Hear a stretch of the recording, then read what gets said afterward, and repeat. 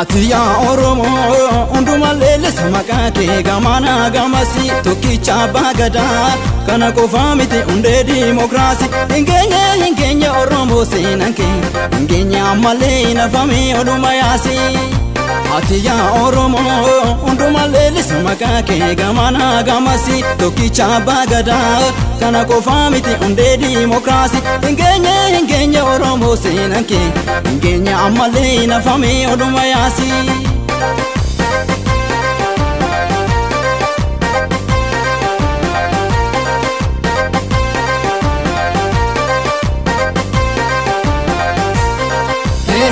Oromo rabbi guddan kuni dhugaadhaan si jaalata kanuume si badhaase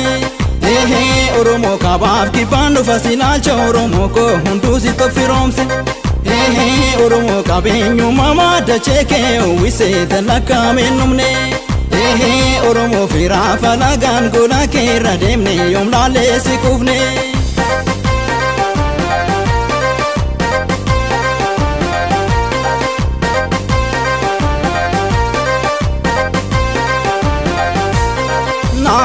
Naandesi Oromiyaa yaalalanii meedodoochisi Naandesi Oromiyaa yaalalanii meedodoochisi Arsii keessa waliin ga'ii Baalee soofuu marnaalchisi Jimma Baaji Faarbiya Buunaa Wallaggaa irratti ceesisi Harargee Booranaa Folloo Shawaa keessa naannesi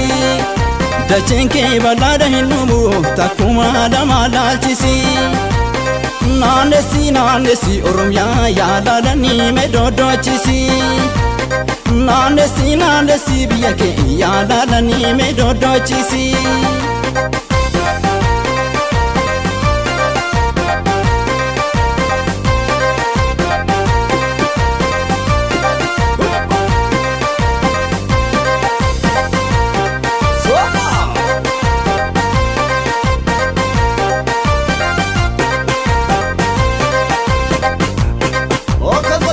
Atiya Oromo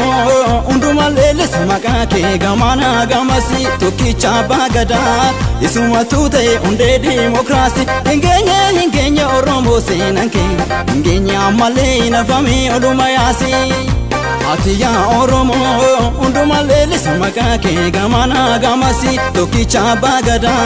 kana kofamiti unde demokrasi ingenya Oromo senanke ingenya male na fami oduma yasi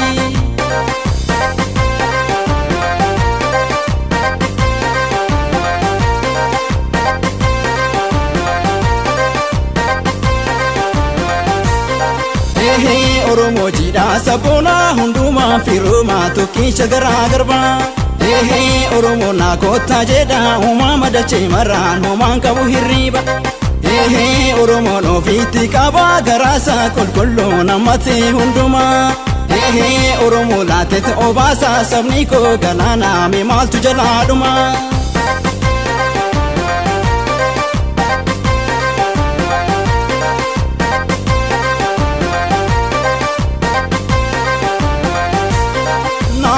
Naandesi Oromiyaa yaalalanii meedodoochisi Naandesi Oromiyaa yaalalanii meedodoochisi Keessummeessuu beekta Oromoo ataan dhufee hundaayyuu simachuu Sooressaa fi hiyyeessa Oromoo walqixuma laaltu bardachuu Beekaa fi wallaalaan jettu irratti maramtee dhudhungachuu Jaalalaatu sirraa burqaa qixxaataan qabdu eessattu Naandesi Oromiyaa yaalalanii meedodoochisi Naandesi biyya kee yaalalanii meedodoochisi